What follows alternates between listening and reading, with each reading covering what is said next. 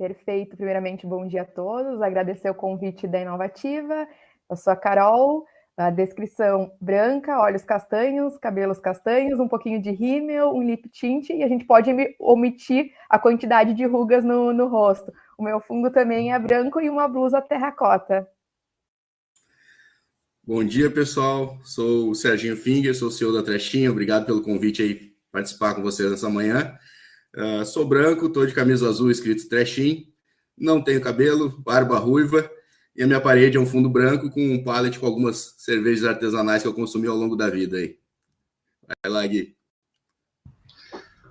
Bom, pessoal, bom dia. Primeiro de tudo, Júnior, muito obrigado aí pelo convite, muito obrigado à Inovativa pelo convite de estar aqui conversando com vocês. Então, seguindo os protocolos, aí uma breve descrição. Eu sou branco, eu tenho cabelos castanhos escuros, um pouquinho de barba, não tanto quanto o Serginho, né? Estou usando uma camiseta preta toda lisa, e o meu fundo não é tão interessante quanto o fundo do Serginho, que tem as cervejas artesanais. O meu fundo ele é uma parede branca, uma parede azul, tem um sofá, e tem um violãozinho também pendurado na parede aí para as horas vagas. Júnior, volto contigo aí.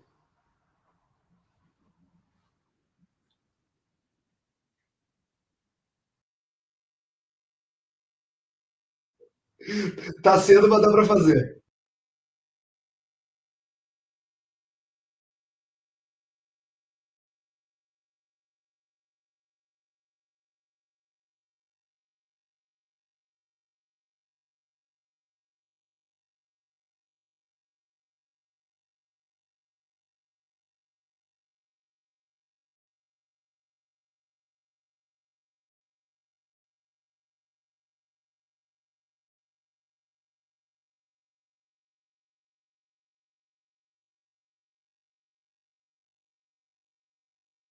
Não, a gente trabalha com lixo, mas para a gente aquele lixo é dinheiro também, então tá tudo certo.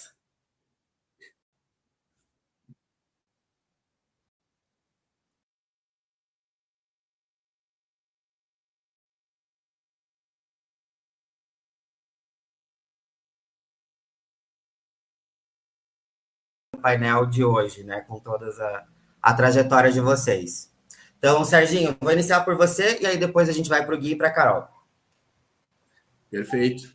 Bom, como o Júnior trouxe aí, hoje eu sou o CEO da Trechinha, né, sou um dos sócios fundadores, aí a gente idealizou a Trechinha em 2018, participou do ciclo de Inovativa de Impacto, primeira turma em 2018-2, então para a gente é um prazer estar aqui falando um pouco para essa turma aí, a gente sabe da importância desses conteúdos aí que são trazidos. A Trechinha trabalha com gestão de resíduos e logística reversa, focando em economia circular, fazendo toda a parte de educação, operação, destinação, transformação, valorização dos resíduos ao longo de toda essa cadeia da reciclagem. A gente já está presente aí em 10 estados do país, segue expandindo, né, e já tem aí quase 30 pessoas no nosso time. Então, a gente está muito feliz em voltar aqui com vocês. Né, atende grandes contas aí, iFood, Havaianas, Parque Ibirapuera. Né, então, é uma experiência, uma jornada aí bem dura, mas bastante proveitosa. Então, espero poder contribuir com vocês aí no dia de hoje.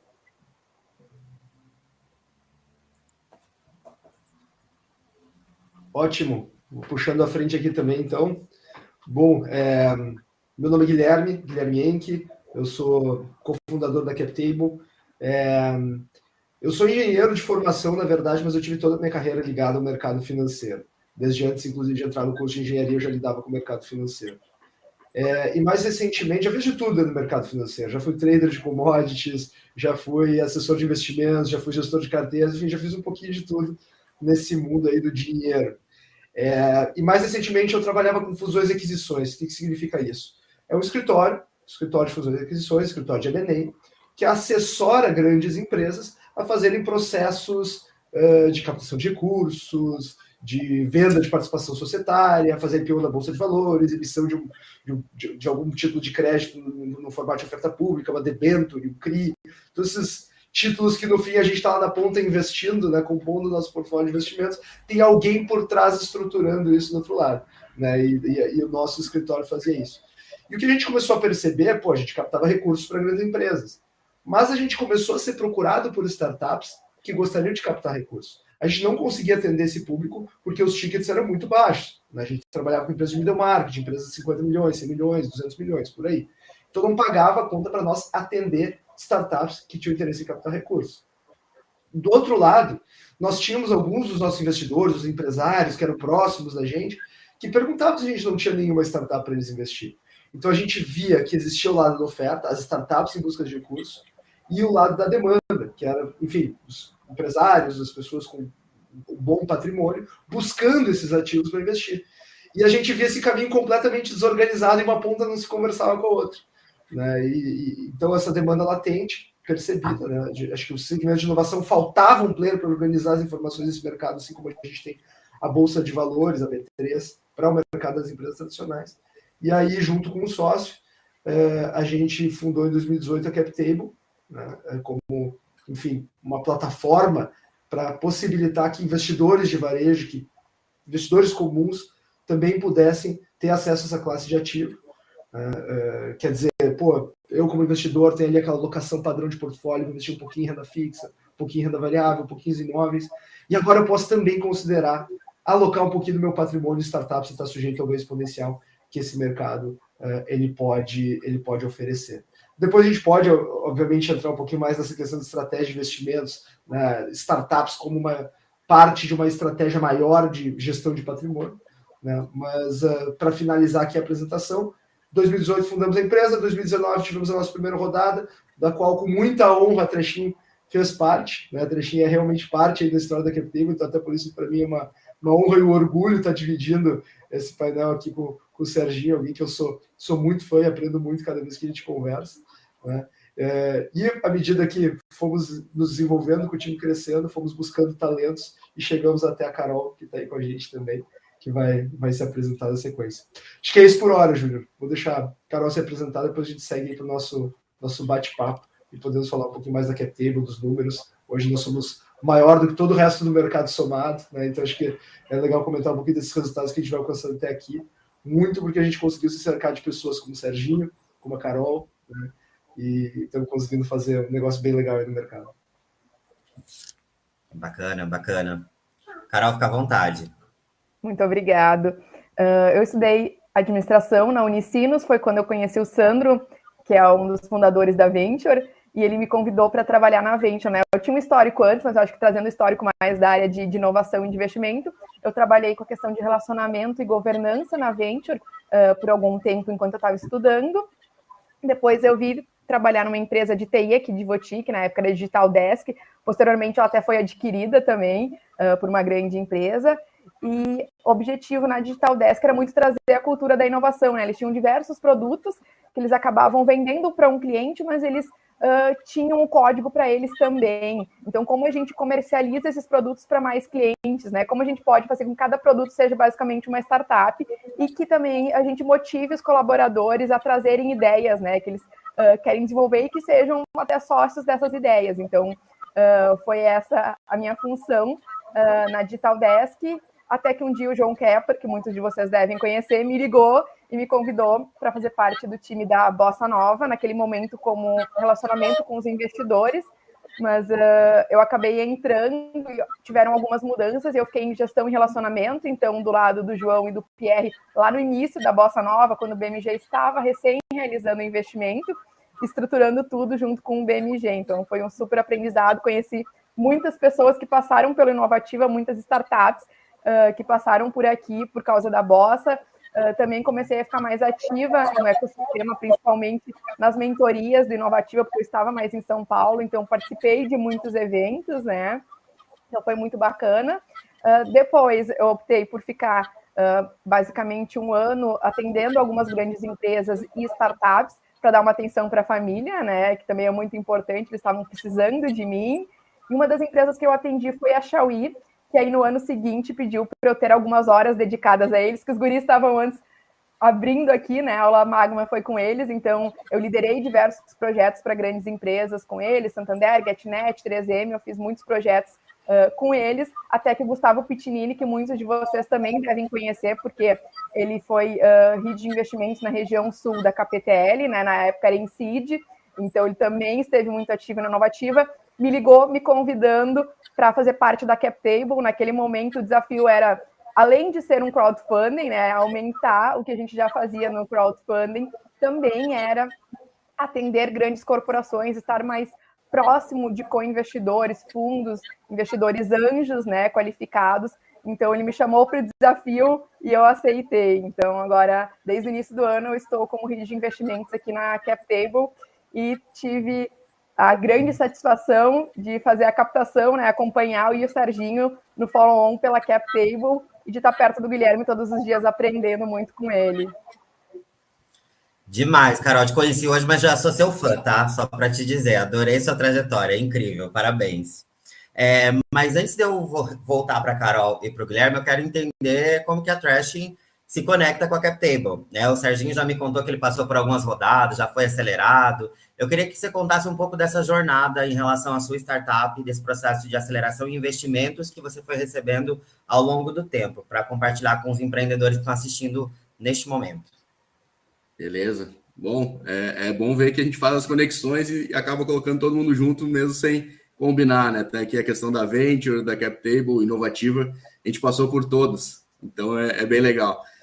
E aí, falando um pouco do nosso histórico, né? A gente começou o nosso MVP lá em março, abril de 2018, e a gente começou, né, a fazer todas aquelas etapas que muitos de vocês aqui estão fazendo, né? Tirar a ideia do papel, fazer o teste de mercado, ver se tem fit, ver quem são os primeiros early adopters ali que aceitam testar a nossa ideia. E a gente foi fazendo isso, só que basicamente nós éramos, na época lá, 7 sócios, depois a gente, né, foi tendo algumas baixas ali ao longo do caminho, e ficaram 6, né, que acabaram formalizando a empresa. Mas desses 6, só eu trabalhava full time na ideia, né, testando o MVP. E aí eu abri mão, né, do outro cara que eu tinha na agência, ficava ali full time, os outros continuaram nas suas etapas paralelas. E a gente foi até o final do ano, quando a gente viu que não, tem atratividade, o mercado está querendo, a gente está com um produto que talvez a gente não soubesse ainda monetizar tão bem, né, mas aí a gente precisava dar o próximo passo. E ao longo do Inovativa, a gente foi entendendo quais seriam esses próximos passos, né? Então, acho que a primeira dica aqui é o empreendedor entender quais são os passos que a gente tem que dar e o que a gente precisa ter para chegar nesses checkpoints aí ao longo do caminho. E a gente entendeu, não, eu estou dentro de uma incubadora hoje, né? Eu estou sendo acelerado Inovativa, eu estou dentro de uma incubadora, o próximo passo é eu conseguir o capital, né? Seja de forma própria ou através de alguma forma de investimento, para conseguir levar esse meu produto para um novo estágio, né, que a gente já tinha ali testado, agora a gente precisava ir para mercado mesmo.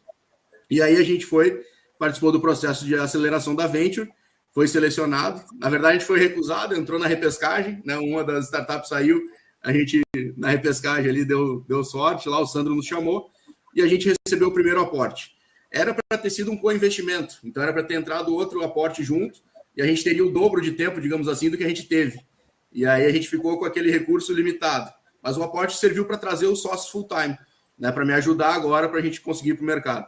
A gente fez esse primeiro aporte e a gente tinha ali um período de 1 ano com um co-investimento que foi reduzido pela metade. E aí, quando reduziu pela metade, a gente não sabia onde acessar esse capital. E aí, justamente nessa época lá, o Sandro estava conhecendo, né, o pessoal da CapTable, que estava com uma ideia nova e nos aproximou. E aí eles disseram, o negócio de vocês tem muito fit com o modelo de Act Crowdfunding, é um negócio de propósito, né? Tem investidores interessados não só pelo retorno financeiro, mas pela causa, né? E a gente pode tentar buscar esse capital aí de forma diferente do que a gente tem feito. E aí a gente começou a conversar com o Gui, com o Paulo lá na época, né, da CapTable, e começou a estruturar isso. E aí a gente participou da primeira rodada. Foi um desafio, porque a gente não foi buscar só o que a gente tinha previsto do co-investimento, a gente foi buscar 1,1 milhão, né, para a gente poder fazer um crescimento maior, que a gente ali nos primeiros meses de 2019 com sócios, a gente viu, cara, tem muito mercado, a gente está legal, está com um produto interessante, e agora a gente precisa escalar isso, mostrar que não é um negócio só de Porto Alegre, né, a matriz é em Porto Alegre, então a gente, cara, precisa mostrar que é um negócio escalável mesmo, que a gente está dizendo que é replicável, e que isso funciona em outras regiões, principalmente São Paulo, que era onde a gente via que estava, né, a central das decisões ali que a gente precisava. E aí a gente conversou com o pessoal, eles toparam o desafio, né? E a gente também, de entrar na primeira rodada e testar tudo dos dois lados. Foi uma experiência muito interessante ali. A gente ficou 3 meses captando, foi até o último minuto ali dos acréscimos, mas a gente conseguiu, né? E aí levantou esse recurso e realmente conseguiu expandir. E foi interessante porque a gente teve vários insights ali, né, do modelo de Act Crowdfunding, né? A visibilidade que dá, os investidores que a gente atrai, como é a cobrança, né, um pouco diferente aí de aceleradora, de fundo de investimento, né, que a gente pode conversar aqui ao longo do painel. E aí, depois, em 2021, né, agora em maio, a gente novamente estava precisando de recurso para dar um novo salto, e aí a gente voltou para a CapTable, né? A gente já, depois de ter conversado, vamos para fundo, vamos para VC, vamos, né? Quem é que a gente busca? Investidor direto. E a gente, cara, vamos de novo no modelo, que o pessoal aí agora está bem mais estruturado, né? E aí o Henk bancou a aposta ali e disse, cara, vocês vão captar e não dura um dia. Né? A gente participou dessa última rodada, a gente levantou 1 milhão em 4 horas. Né? Então, hoje a gente tem 600 investidores do Equity Crowdfunding, tem a Venture como aceleradora investidora lá no início, né? E a gente tem muito orgulho dessa trajetória aí. E a Inovativa como aceleradora, que nos deu toda essa visão, né, de quais eram os próximos checkpoints que a gente teria ao longo da vida. Incrível, incrível. Então, só para quem está assistindo, você passou pelo processo de aceleração e depois foi para a CapTable, né? E desse processo, só para os empreendedores que estão ali entender um pouco mais, você também teve equity que teve que ser dispensado para eles, né? Tanto para a aceleradora ou para os investidores. Exato. Legal. A gente tem essa questão, né? Que o Inovativa abriu a nossa cabeça também, porque o investidor, o empreendedor no início, ele tem muito essa dúvida, né? Até onde eu abro o meu negócio, né? Quanto de percentual do negócio eu posso abrir, quem que eu tenho que trazer para me ajudar, qual é, né, o tipo de investimento que eu preciso. Então, lá no Inovativa, a gente entendeu qual era o nosso momento. Né? E eu acho que quando tu vai captar o investimento, tu tem que entender qual é o teu momento. Para que tu precisa daquele capital? Como eu comentei, na nossa época, o primeiro aporte eu precisava para trazer os sócios para trabalhar junto comigo. Eu precisava da galera junto. Então, o recurso que eu precisava não era muito alto, né? A gente tinha que pagar os nossos salários. A galera reduziu bastante os seus salários, né? Para a gente poder tocar todo mundo junto. Mas a gente precisava desse recurso, que era bem menor, mas na época trazia um risco muito maior para o investidor. Né? Então, lá no início, a gente abriu um percentual ali consideravelmente grande, né? bem parecido do que a gente abriu agora na última rodada por 1 milhão. Né? Então, a gente teve essa diferença aí de investimento versus percentual, mas onde eu trouxe aí, né, agreguei o Smart Money, né, que o pessoal fala bastante, né, a rede toda de investidores da Venture, a capacitação deles, né, em termos, vamos estruturar a startup, vamos botar gestão financeira, vamos botar gestão contábil, gestão jurídica, vamos estruturar isso aqui para levar para o próximo checkpoint. Né? E aí a gente aceitou esse apoio e fez essa jornada aí, que foi bem rápida, né, durou 6 meses ali até a primeira rodada com a CapTable, mas porque a gente também conseguiu, né, fazer o que a gente tinha se proposto. E aí sim, né, quando a gente pegou o segundo investimento, era para fazer essa expansão regional que eu comentei, né, e trazer equipe qualificada, porque eram basicamente só os sócios ainda. E a gente depois foi executando, né, isso que a gente tinha se proposto. Então, é muito legal isso, né, tu pegar o dinheiro e já ter a ideia clara do que fazer com ele para poder executar. Porque dinheiro parado no caixa, tu tá botando, né, dinheiro fora porque tu vai abrir percentual da tua empresa para nada. Né, tu tem que saber o que fazer com o dinheiro. A gente ouve muito, né, às vezes os mentores, cara, dinheiro de investimento é para gastar, mas gastar certo, né, gastar direcionado para o teu crescimento. Né, e aí a gente vai evoluindo. Bacana. E agora eu quero que o Guilherme explique para a gente, então, principalmente para os empreendedores que estão aí saindo da aceleração da Inovativa, estes tipos de investimentos, a gente pode pegar o Serginho como exemplo, mas também se tiver outros que você queira trazer, para sintetizar, para eles poderem entender qual a diferença de um crowdfunding, de uma aceleradora, e poder explicar os outros tipos de investimentos que a gente tem no mercado hoje para eles também.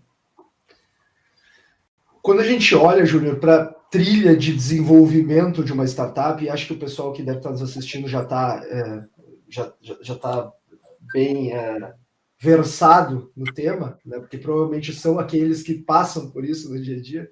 Né? Pô, a gente tem aquela etapa inicial lá de quando a gente está ainda validando algumas hipóteses de mercado, tentando entender se aquela dor é realmente forte na sociedade a ponto das pessoas estarem dispostas a pagar por um produto ou serviço que resolva aquela dor.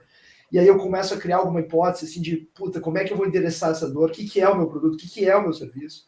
Né? Vou desenvolvendo até montar meu MVP. Né? Depois, o meu MVP, eu acho que talvez dispensa explicações aqui o que seria o MVP, né? Mas montei aquele protótipo, aquela versão mais rudimentar do meu produto ou serviço, rodo com o mercado, né? Até a gente ter alguma interação com o mercado possibilite a gente refinar um pouquinho esse produto, até a gente chegar no que de fato é esse produto e serviço, para atender bem a necessidade do cliente, e aí a gente passa a conseguir a cobrar, né? A gente entra numa fase mais de tração, onde a gente começa a ter as primeiras receitas, começa a transformar aquilo que era só um protótipo num produto, e um produto numa empresa de fato, né? E aí, a partir disso, a gente começa também a, enfim, melhorar ainda mais o produto, para chegar naquilo que a gente chama de Product Market Fit, né, o PMF, né, que então é aquele momento em que o produto se torna tão bom, mas tão aderente à necessidade do cliente, que ele praticamente se vende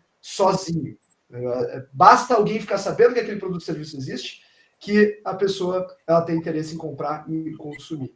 Aí o desafio passa a não ser mais produto, o desafio passa a ser divulgação, distribuição, chegar até as pessoas. Se essa etapa de PMF, de fit do produto com o mercado foi bem feita, agora basta eu chegar até as pessoas e eu vou conseguir fazer minha empresa entrar numa fase de escala, né, e acelerar a ponto de realmente virar uma empresa robusta, eventualmente atingir o break-even. Então, eu fiz uma explicação básica aqui, mais ou menos a trilha de desenvolvimento de uma startup de uma forma bem, bem sintética. Agora, quando a gente fala, então, Júlio, nas etapas de captação, as etapas de captação, elas são exatamente isso que eu expliquei agora. A trilha de desenvolvimento, né? E a gente encaixa nesse momento cada um desses desafios, montar MVP, transformar isso aqui num produto robusto, transformar esse produto numa empresa que tem tração, que tem receita, que tem clientes, refinar a ponto de chegar no market fit, entrar na fase de escala, que é quando eu vou realmente vencer os desafios de distribuição, né, de testar canais, medir, né, todo aquele negócio que o empreendedor pôr marketing digital ou eventualmente uma rede de promotores, rede de afiliados, o que é que tem mais sentido. Cada uma dessas etapas, cada um desses desafios, ela tem que ser apoiada por uma rodada de captação. Então, claro, isso aqui é uma trilha de captação de livro-texto, nem todo mundo passa por todas essas etapas, alguns se misturam, uma pula outra, mas é um framework que mais ou menos explica esse processo. Então, digamos que temos várias formas de captar recursos no mercado, mas cada player do segmento de venture capital, do segmento de capital de risco, ele vai atuar em alguma dessas fases. Então, quando a gente olha lá atrás, o MVP, quando eu estou modelando, eu ainda não tenho quase nada para mostrar. Então, quem que vai apostar em mim? São aquelas pessoas que me conhecem, que me endossam, que confiam na minha capacidade de execução. Pessoas próximas. Então, é aí que entra a história dos 3 Fs, né? O Family, Friends and Fans, que alguns chamam de Fools, né? Aí a brincadeirinha que eu sempre faço, que agora tem o 4º F, que é o FGTS, né? Então o cara pega o FGTS sai da empresa, pega o FGTS para lançar sua startup, né? Toda aquela coisa. Então, esse é o início, com a turma que me conhece, né? Depois, quando eu começo a avançar, fiz meu MVP, transformei aquilo num produto, serviço robusto, estou tentando refinar para chegar no PMF, no feed de produto do mercado. Aí eu já começo a procurar uma aceleradora, ou eventualmente até um anjo, né? E a aceleradora, acho que o Serginho é o melhor para nos dizer aqui sobre isso. A aceleradora ela vai ajudar nesse processo de refinar o produto e transformar esse produto numa empresa. Quando eu transformo esse produto numa empresa, eu começo a ter tração, começo a ter clientes, e aí eu vou entrar na fase de escala, aí nós tínhamos um grande problema. Porque lá na frente, depois que eu passei por aquela fase inicial assim, de escalar e ter um track record de crescimento robusto, aí os fundos vêm. Os fundos começam a fazer seus cheques. 2 milhões, 3 milhões, enquanto aquele cheque de acelerador aqui de 200 mil que ajudou a transformar a startup numa empresa, produto numa empresa, que gera resultado, que tem receita. Resultado não, talvez esteja ainda dando prejuízo operacional, mas ela já tem receita, já tem uma receita que está, enfim, em um estágio de crescimento maior, e lá na frente os fundos vão fazer seus cheques. Só que esse meio do caminho aqui, como é que eu chego no estágio do fundo, quando eu vou poder fazer uma captação, uma valuation de 20, 30, 50 milhões, o fundo vai fazer um cheque de 2 milhões, 3 milhões, 5 milhões. Esse gap entre os 200 mil e os 3 milhões, ninguém preenchia no mercado. E aí é que as plataformas como a CapTable entraram na jogada. Esse gap era conhecido como Vale da Morte, porque pela pouca disponibilidade de recursos que tinha aí, muitas startups acabavam ficando no meio do caminho, acabavam morrendo, não porque eram maus negócios, mas porque não tinha recursos para sustentar o seu crescimento até chegar no cheque dos fundos. E aí, quando as plataformas começam a entrar, a gente cria uma alternativa, uma outra ferramenta, que é para esse estágio. Só que a gente começa um movimento concomitante de mercado também, Júnior, que é os fundos descerem os seus cheques. Então, se os fundos ficavam lá no cheque de 5 milhões, a gente começa a fazer cheques de 3, cheque de 2, começa a surgir fundos que fazem cheque de 700, 800 mil, e ao mesmo tempo começa a criar com mais robustez no Brasil os grupos de anjo, né? Então, Harvard Angels, Urca Angels, BR Angels, Anjos do Brasil, que já é mais antigo, na verdade. Então, começa a se criar esses grupos de anjos que juntam uma série de grandes investidores e formam esses cheques de 800 mil, 1 milhão, 1 milhão e meio, 2 milhões. Então, a gente começa a ver esse vale da morte ser povoado por também recursos. Então, hoje, eu diria que já não é mais um problema tão grande no Brasil. O que é a mensagem que eu queria deixar aqui? Trilha de desenvolvimento de uma startup, ela é casada com a trilha de fundraising, de levantamento de recursos de uma startup. Cada etapa de desenvolvimento, eu vou captar recursos para chegar até a próxima, né? E cada player do segmento de venture capital, seja plataforma de investimentos, seja aceleradora, seja anjo, seja fundos, cada uma vai escolher um momento no qual atuar, né? Então, eu, como empreendedor, eu tenho que saber em que estágio que a minha startup está, para saber quem eu tenho que procurar. Não adianta eu estar ali validando o MVP, começando a entrar na fase de tração, e estar buscando um fundo late stage. O fundo não vai querer falar comigo, eu vou perder o meu tempo e o tempo do gestor do fundo. Então, eu acho que esse é o ponto mais importante, Júnior. Sabendo essa trilha de desenvolvimento de uma startup, a trilha de fundraising de uma startup, quem são os players que têm tese para investir em mim naquele momento? E aí eu ser bem assertivo no momento de atraso de levantamento de recursos. Legal, bacana. E agora eu vou direcionar uma pergunta para a Carol, que eu sei que ela tem aí essa parte de relacionamento com investidores. Para os nossos empreendedores que estão assistindo, né? Eu vi que alguns ali mandaram uma pergunta para o Serginho. Por falar nisso, a nossa audiência, mandem perguntas que eu vou repassar para eles daqui a pouco, tá? Mas a pergunta que foi feita para o Serginho em relação ao fato dele ter 6 sócios, se isso para os investidores não era um problema. Você que tem esse contato com esse ecossistema, como que é para o investidor em si? Como chamar a atenção, né? Como fazer esse approach com investidores e deixar a sua startup atraente para receber um investimento? Perfeito. Eu acho que o principal ponto é que a startup deve procurar, né, saber mais sobre a tese de investimentos de cada, seja investidor anjo, seja fundo, né? Os fundos é mais fácil de achar, tá no LinkedIn, tá no site, né? Cada um, como o Guilherme falou, tem fundos que atuam em momentos diferentes, então entender qual é o momento, qual é o cheque desse fundo e qual é a tese. Alguns investem só em B2B, outros B2C, os outros investem nos 2 segmentos. Então, entender um pouco mais da tese, ver quem são as empresas que eles já investiram, se tu tem alguma sinergia com elas, né? Porque comentar que tem sinergia já pode ajudar, ou às vezes tem uma empresa concorrente, a gente sabe que tem fundos que se uma empresa concorrente já foi investida pelo fundo, eles não vão investir em ti. Então, primeiro, conhecer um pouco mais sobre o fundo, sobre os fundos, na verdade, e os investidores anjos também, né? Em muitos eventos tem muitos investidores anjos, então acompanhar as redes sociais deles, né? Os anjos muitas vezes acabam publicando mais informações pelas redes sociais, nem todos têm site. Então, literalmente conhecer a tese e começar o relacionamento antes de precisar o dinheiro. A startup não pode esperar precisar do dinheiro para ir buscar ele. Tu tem que pensar isso antes do teu dinheiro acabar, porque a gente sabe que cada vez mais os processos ficam mais rigorosos, então cada vez se demora mais tempo para fazer análise, né? Principalmente os fundos que vão alocar cheques maiores, como o Guilherme falou, né? De 2, 3 milhões, cada vez começa a ficar mais complexo a análise, envolve uma due diligence jurídico-contábil mais profunda, então comecem a buscar um investimento quando vocês não estão precisando, né? E também o quanto antes vocês começam um relacionamento é mais interessante, né? O reporte mensal que as startups podem fazer para os investidores, quando elas estão em estágios, às vezes, bem atrás, já dizer, lá na frente eu quero receber investimento teu, porque eu acho que tem um smart que vai me agregar. E aí, todos os meses, ou trimestral, depende do teu estágio, enviar um reporte para esse investidor com as principais métricas, contando as novidades, né? Isso mostra toda a organização, planejamento que tu tem, e tu já vai constituindo um relacionamento de confiança também, que é muito importante com esse investidor.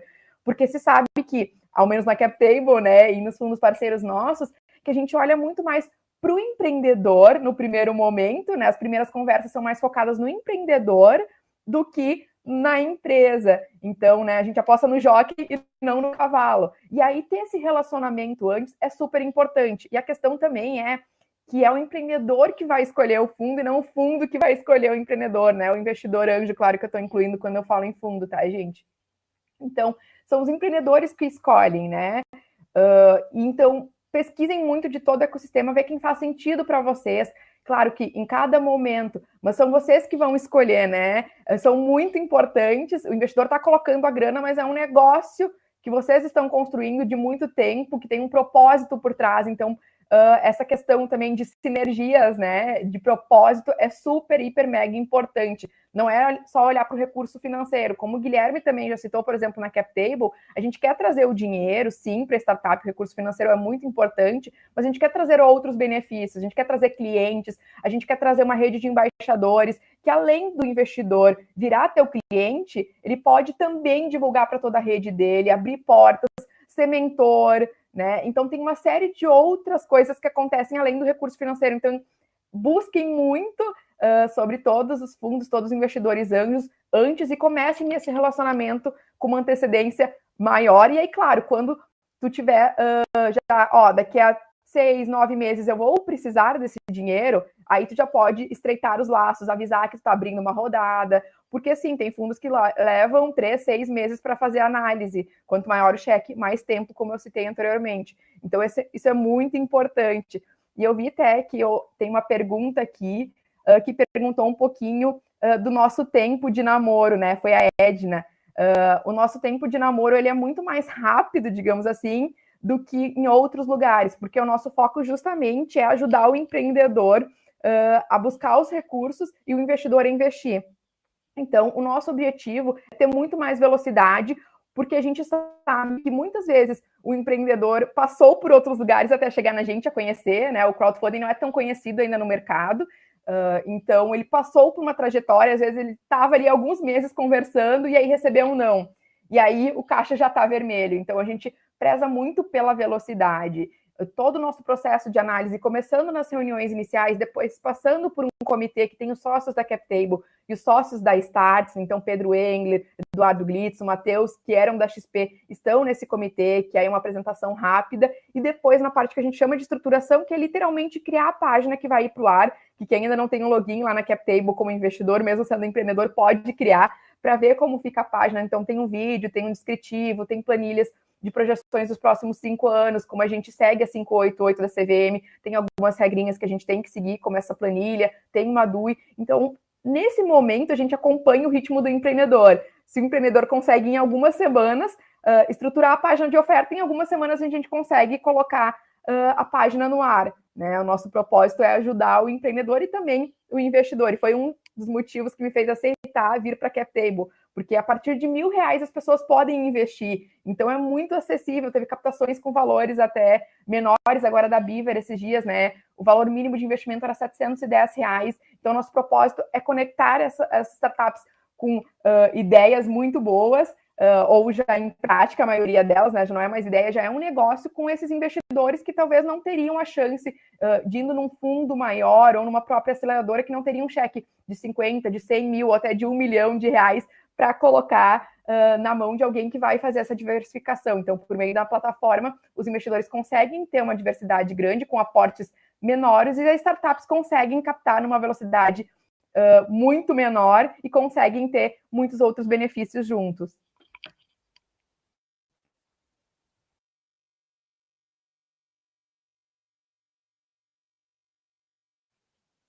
Júnior, a gente não está te ouvindo, acho que tu está mutado. Tava no mudo. A frase mais ouvida durante a quarentena. É, normal.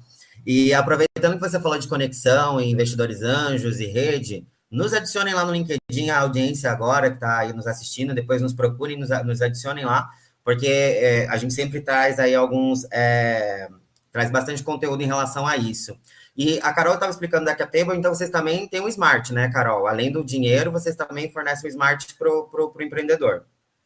Sim, o nosso objetivo é ajudar o empreendedor em próximas rodadas, seja por meio do crowdfunding, seja por toda a nossa rede. Então, por exemplo, o Polyangel já investiu com a gente num co-investimento, Bossa Nova, a gente já tem vários outros investidores, pessoa física, que estão conosco, que inclusive nos trazem empresas, né? Eles nos indicam e a gente também indica para eles. Então, a gente está muito grande com os outros atores do ecossistema financeiro. A gente está super ligado com todo mundo. Hoje, nosso objetivo é ser um hub de investimentos. Então, conectar também as grandes corporações. Hoje, a gente faz a seleção para as grandes corporações de investimento. A gente está atendendo inclusive algumas no momento, então a gente está falando bastante com todo mundo, alguns aí talvez me conheceram o Guilherme recentemente, porque a gente está buscando, indo atrás também, além de receber, por causa dessas grandes corporações, que são oportunidades muito bacanas. E aí é uma oportunidade de que, às vezes, a startup que vem até a gente não está no momento adequado, por exemplo, até dessas grandes corporações, mas ela vai estar no nosso radar e muito em breve a gente pode conectar ela com uma grande corporação, além de todos esses anjos.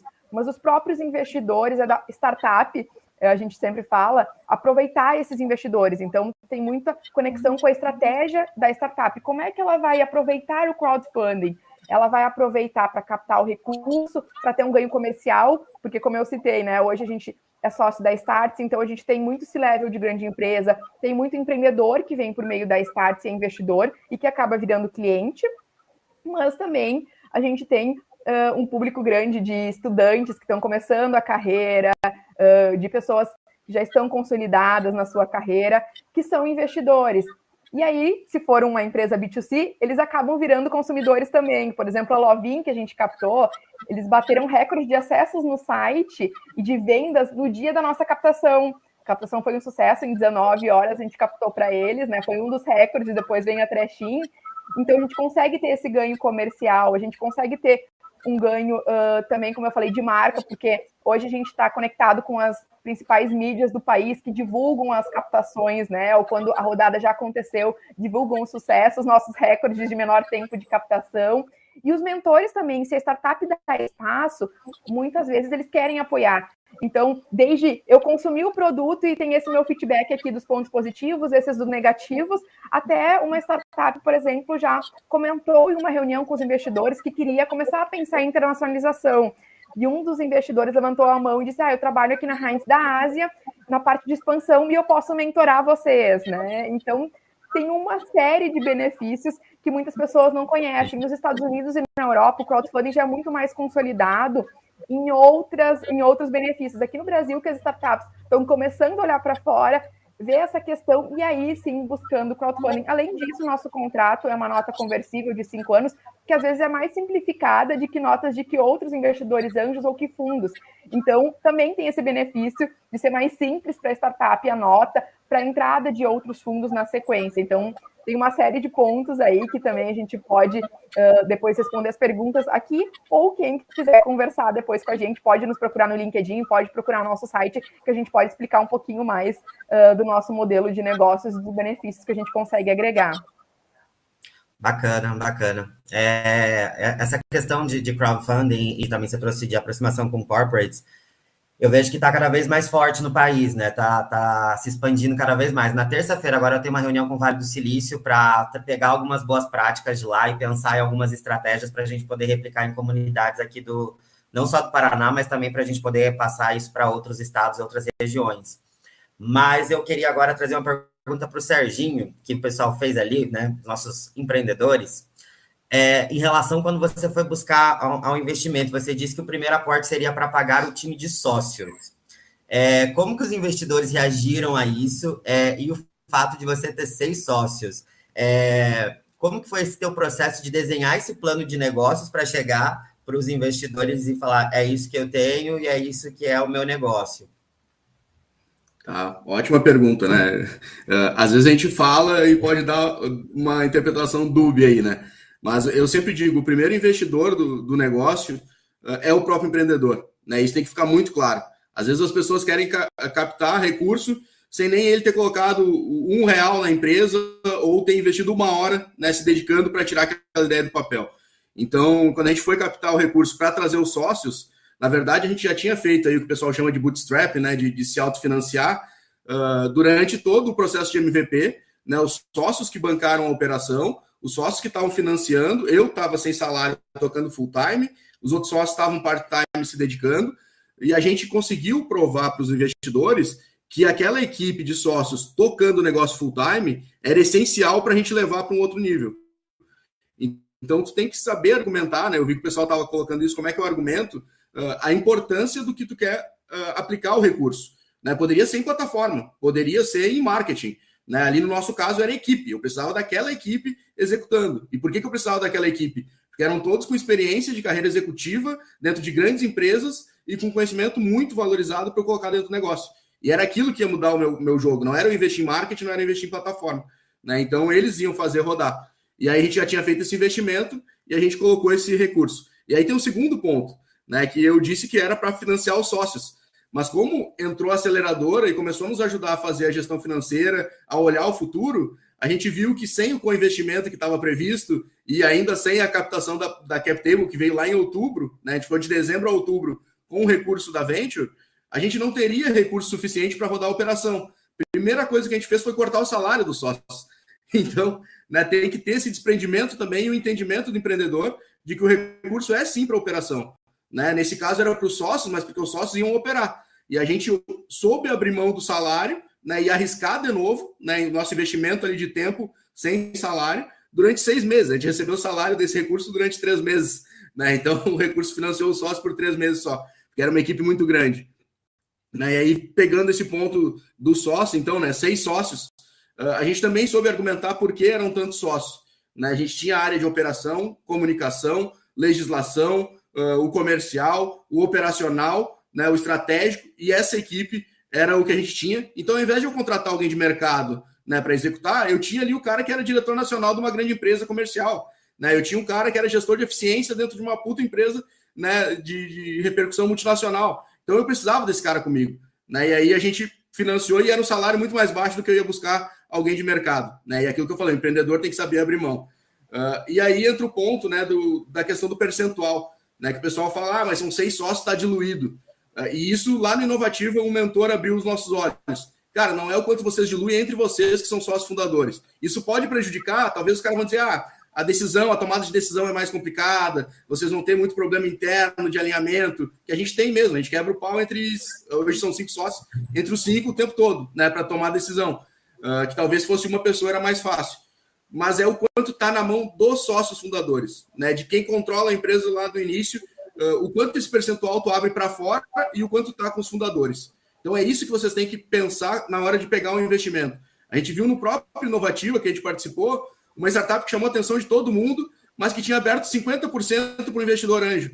E, cara, todo mundo querendo investir neles e não conseguia. Tinha o pessoal ligando para a Europa, os caras com uma startup genial querem investir. Não dá, porque tu abriu 50% na primeira rodada para o investidor anjo. E esse cara não está no negócio, ele não está executando, ele não faz parte do negócio. Ele está só visando a rentabilidade do dinheiro. Então é isso. Quanto os sócios fundadores que estão operando têm o controle da operação ao longo das rodadas. Né? E isso vai ampliando, a gente vai abrindo cada vez mais. E aí o plano de negócio, né, que tu questionou, hoje, a gente chegou a fazer um plano de negócio em 2012. Logo que a gente teve a ideia, e cara, a gente fez aquele plano de negócio de 100 páginas, a estrutura bizarra, aquela toda, e não tirou do papel. Então, eu sempre falo do equilíbrio, né? Hoje tem aí o Business Model Canvas, né? O Canvas, que Inovativa trabalha muito bem. Cara, tem que ser ágil, né? Tu tem que botar a ideia no papel, tem que planejar, mas tem que ter o equilíbrio entre planejamento e execução. Né? O que a aceleradora, o que o investidor, o fundo vai querer ver é o negócio rodando. Obviamente, não vai conseguir rodar se tu não planejar, né, o minimamente possível ali para executar, mas tem que ter esse planejamento ágil para poder executar rápido.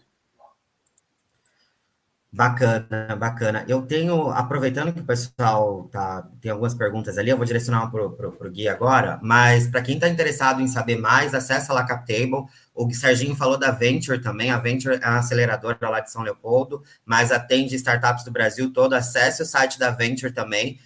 A gente vai ter uma próxima turma de startups selecionadas só no ano que vem, mas vai ter lá você tem como fazer um contato com a gente, deixar esse pré-cadastro também, pensando que você pode aí também ser acelerado e buscar investimento com a gente. Guilherme, aproveitando aqui, tem uma pergunta, que eu até mandei aqui. Numa startup enxuta, 2 sócios, um dev e um ADM, já é suficiente para captar, tendo um projeto bom e com um bom plano de negócios? Eu queria que você ajudasse os nossos empreendedores que estão aí assistindo, que estão aí, principalmente, acho que muitos no início, né? A fazer esse processo do plano de negócio e ter essa visão do seu negócio em si e o momento de buscar o investimento. É possível, sendo uma startup de 2 pessoas, já conseguir ter acesso a investimento? Olha, eu não tenho dúvida, assim, pelo número de pessoas, a gente só costuma, por exemplo, ter algum cuidado, Júnior, com startup de um homem só. Né? Isso é algo que a gente gosta de evitar, acho que é uma casca de banana aí que os investidores como um todo gostam de evitar.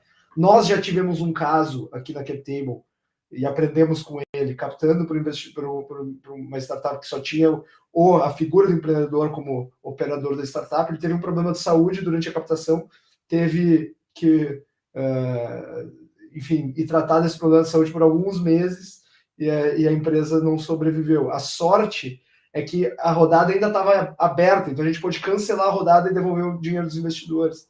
Se a rodada já tivesse sido finalizada, a gente já teria emitido os títulos e os investidores iam ficar realmente com o pincel na mão.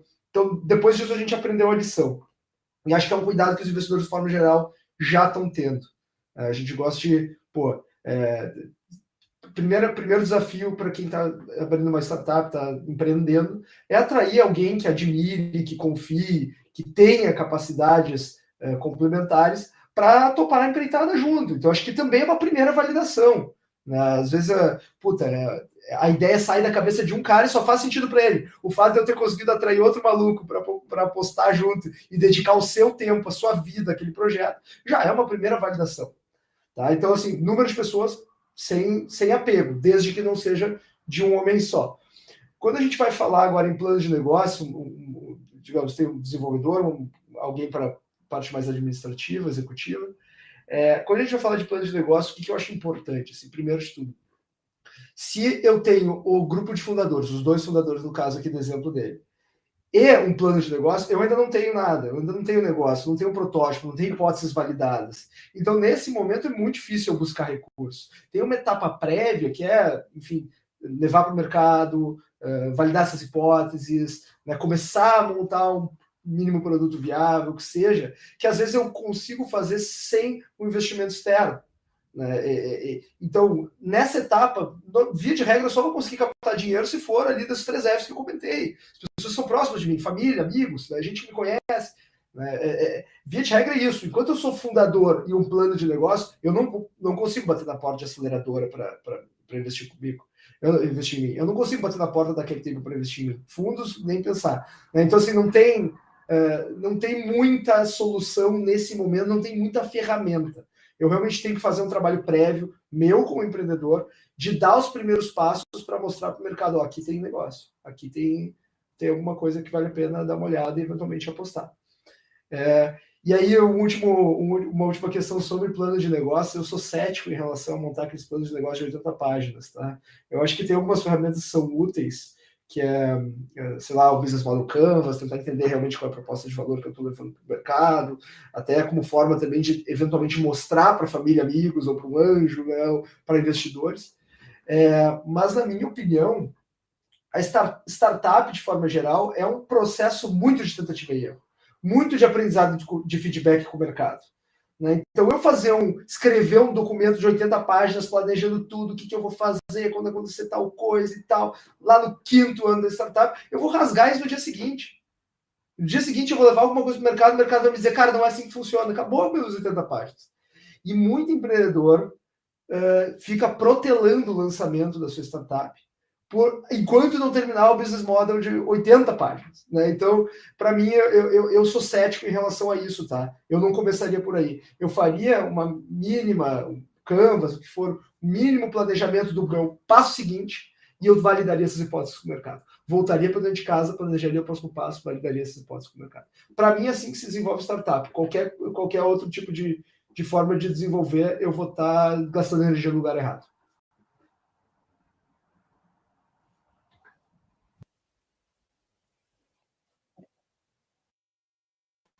Eita, hoje eu tô mutado aqui o negócio, não tá? Mas vamos lá. Muito obrigado, Guilherme. Valeu pela resposta, mas agora eu queria que a Carol explicasse para a nossa audiência o que é o equity, Carol. Né? Eu vi que tem algumas perguntas ali relacionadas, quanto que fica para cada um, como que é o processo. Eu queria que você explicasse, primeiro, o que é equity, para quem está assistindo e não entende, e também como que é o processo de equity com a CapTable. Perfeito. O equity é a tua participação que tu vai entregar para o investidor, né? Então é realizado o valuation, se entende quanto a startup quer captar e aí se faz o cálculo de quanto de equity tu entrega. E aí por isso que é muito importante ter um planejamento, né? De quanto tu vai ir pegando a cada rodada, quanto tu precisa, né? Como o Guilherme comentou lá no início, para cada etapa. e ter um cuidado muito grande para não pegar demais. Acho que quando começou o investimento no Brasil, alguns anos atrás, quando todo mundo aqui estava começando, se vibrava muito quando o valuation era muito alto, quando a startup pegava muito recurso. Não que não continue se vibrando sobre isso, mas com cuidado muito grande de quando isso é feito. Chega muita startup até a gente que quer captar recursos para 24, 36 meses, para um espaço de tempo muito grande. E aí tem que ter um cuidado, porque a startup está entregando o equity no valuation atual para um recurso que ela vai usar lá no futuro.